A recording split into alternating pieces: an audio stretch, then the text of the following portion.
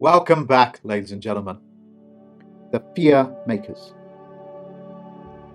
Let's imagine that we are in the 60s, and a particular gentleman known as John F. Kennedy begins to reveal that there are secret societies that are heavily manipulating America and American people into servitude and all manner of banking rituals, everything that is synonymous with a feudal system of servitude. And he reveals that information. And soon after, John F. Kennedy, listen to the words, John F. Kennedy gets assassinated. What does that do to the general public's psyche? What does it do to the general psyche? It says, if you ever reveal to us, to the general public, that there is a secret society that is working against the interests of the American people, you too will be shot dead in front of a world audience. And you will do nothing about it. And you can do nothing about it. And they will make movies, documentaries, investigative work to prove what an incredible conspiracy that is. That you can kill the President of the United States and get away with it. For those people that know about such thing, what utter garbage. What utter nonsense. I reveal what that means. The man that they shoot, the man that they was elected as President of United States, not of United States of America, is called a legal name, a pseudonym called John F. Kennedy. That's who got killed, the legal name. But the human beings do not understand this, and the shock and terror and the awe that goes with it is all consuming within the American psyche as well as the rest of the world. All the time, John Fitzgerald Kennedy just simply disappears because that's the birth name. The birth name was never killed. The man never died. The pseudonym died. The legal name died as a theater production on the streets. That's what it was. They never said that John Fitzgerald Kennedy was ever the president, but only a legal name pseudonym was. And all we did is just simply kill a pseudonym, what they call staged performance. You've come to understand it as crisis actors. I have seen such things take place in London, so-called terrorist attacks and so on and so forth. That is how one of these stage performances are done. Let me give you another one. There is a particular character called GHANDI, synonymous with India. His full name, which I can't even really pronounce, but I've given you the link to Wikipedia, was never the statesman. It was Gandhi, just like J.F. Kennedy. And of course, when India stopped its what they call British Raj in 1947, 1 year later, he gets killed. What does that say to the human psyche? That if you ever go up against the British Raj, which means the Raj gave the British permission to do what they do in their country since the 18th century, because they're one group, will happen to you. And that, of course, that man was an actor, albeit a qualified actor, because he was a member of the Inner Temple Bar. A member of the Inner Temple Bar in the City of London. Let's now deal with another particular character. Nelson Mandela, another bar member from the City of London. Gets you to believe that if you ever go up against this white South African supremacist of South Africa, you'll have to be on the run, hunted day and night for 20 years, and then you will have to go to spend prison for another 20 odd years, and we'll only let you out when you're in your old age. They will create all manner of publicity around it, only to find Nelson Mandela that doesn't exist. It's a doing business name with an effigy, as it were. His real name, his last name is Mandela. That's the name that he was born with. His other name I can't pronounce, so I will read it out to you, the links of which are in the description bar. That man, of course, never went to prison. That man, of course, never went on the run. His name is spelled R-O-L-I-H-A-L-A-H-L-A,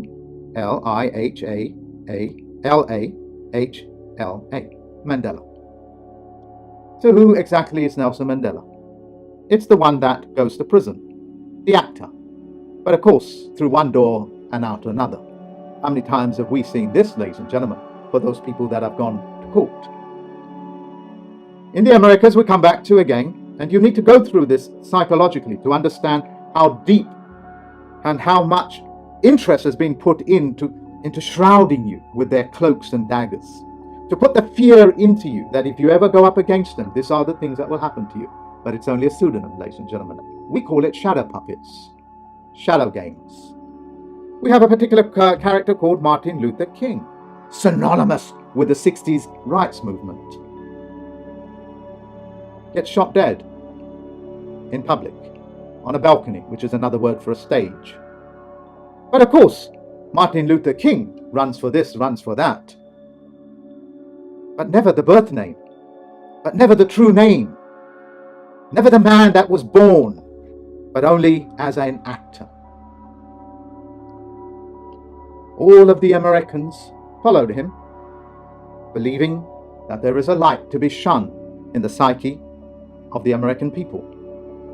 All in time, this birth name of Michael King Jr., never a Luther, because a Luther is a Luciferian, never reveals itself. The man that was shot, killed, was Martin Luther King, and never the born name, Michael King Jr.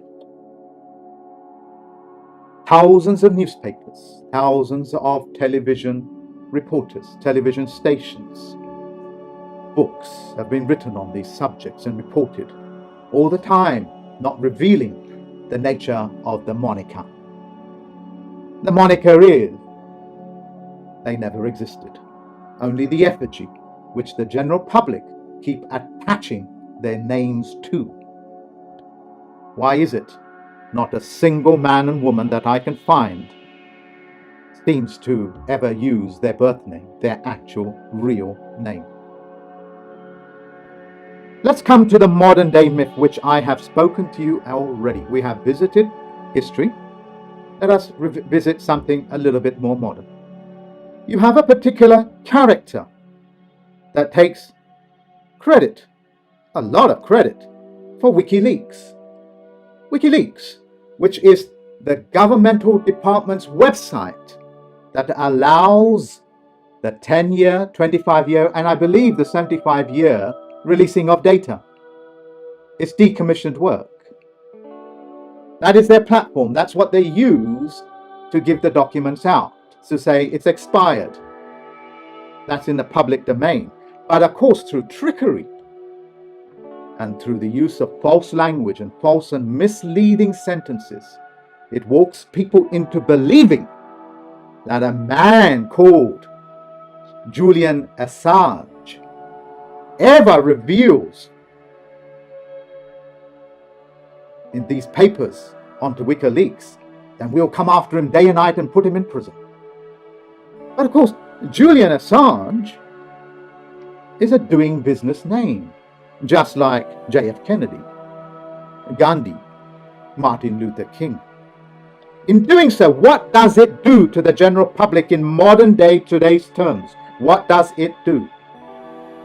It puts the fear of God into men and women. The God is a fiction God, known as the Olympians, who have bank accounts which can be found on my website.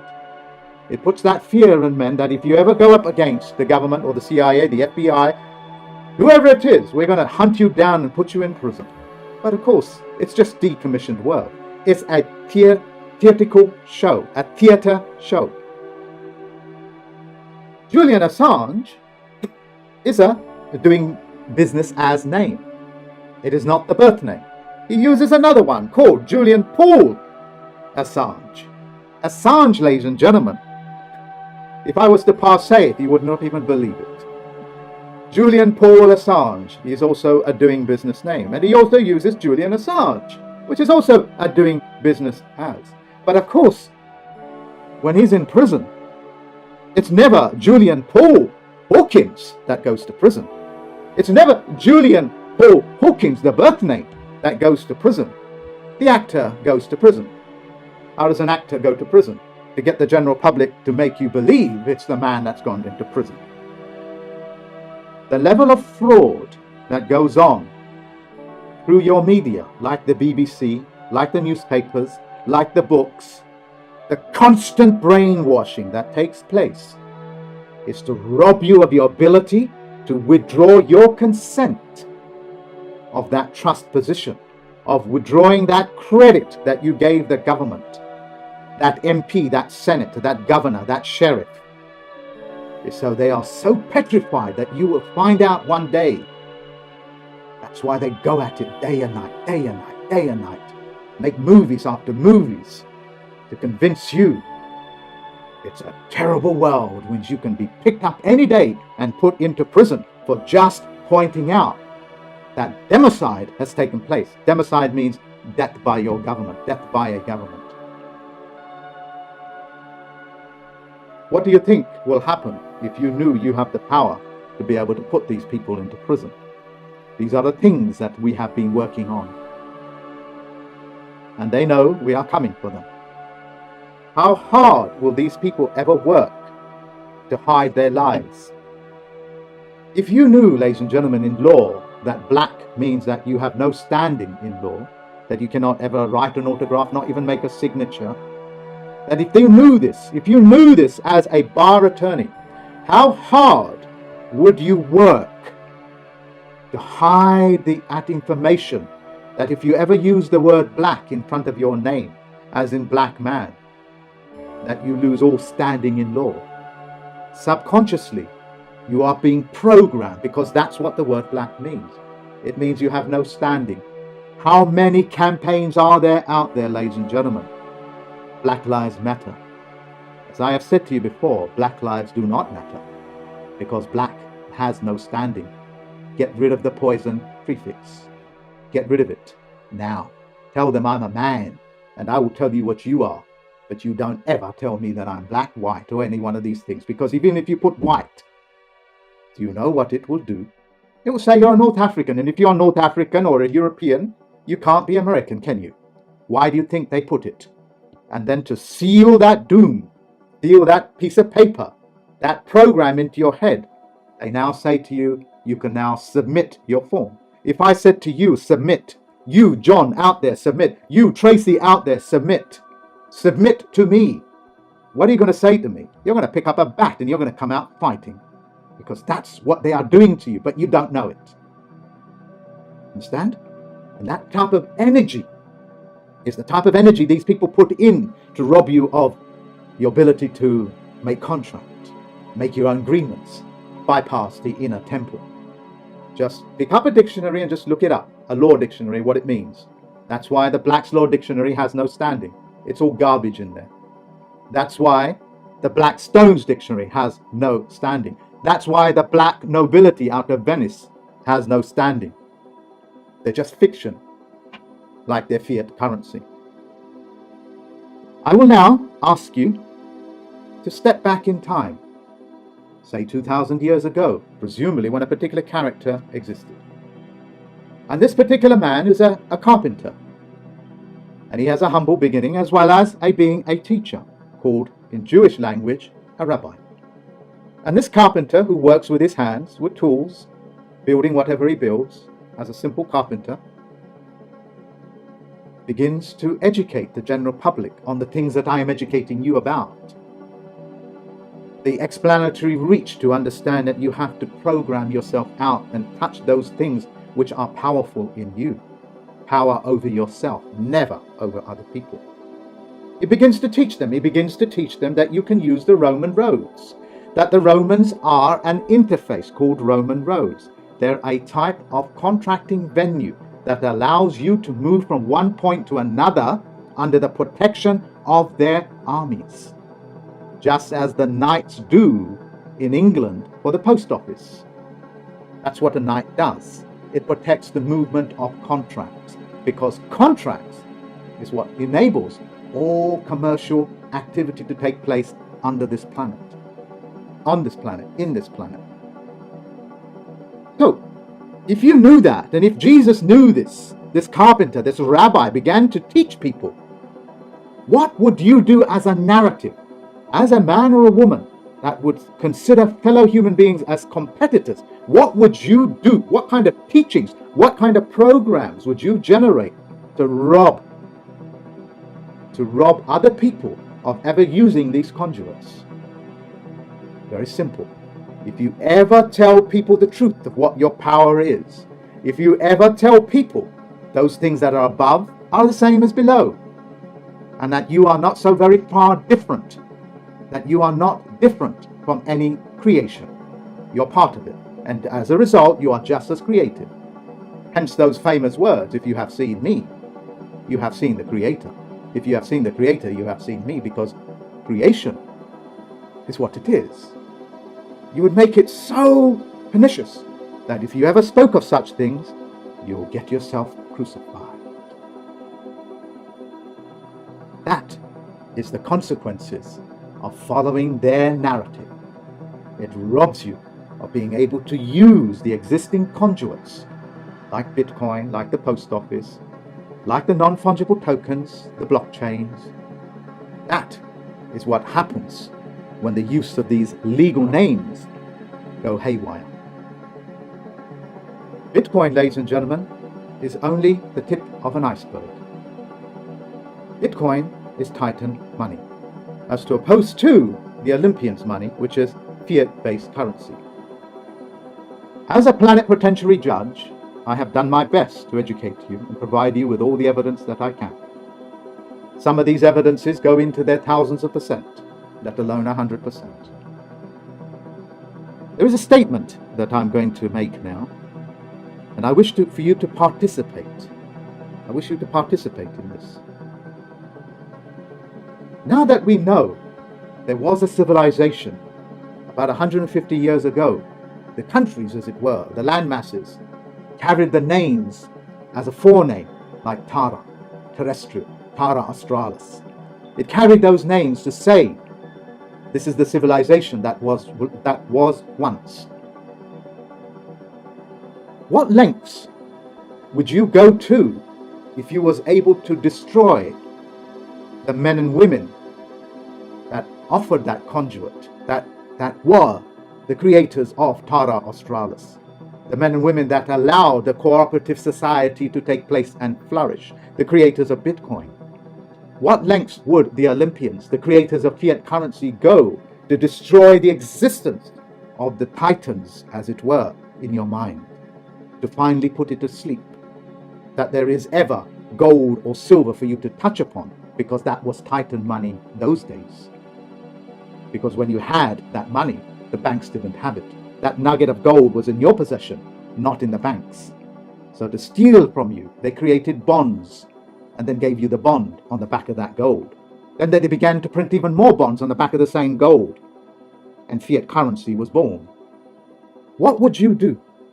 What would you do to prepare, just like Nelson Mandela, just like John F. Kennedy, just like Gandhi? What would you do? What theater show would you come up or create to be able to rob the existence of these things from your psyche? That there is another world out there, that there is another medium of currency, of money. What would you do to seal the doom of Titan money? Gold, silver, copper, trust, faith.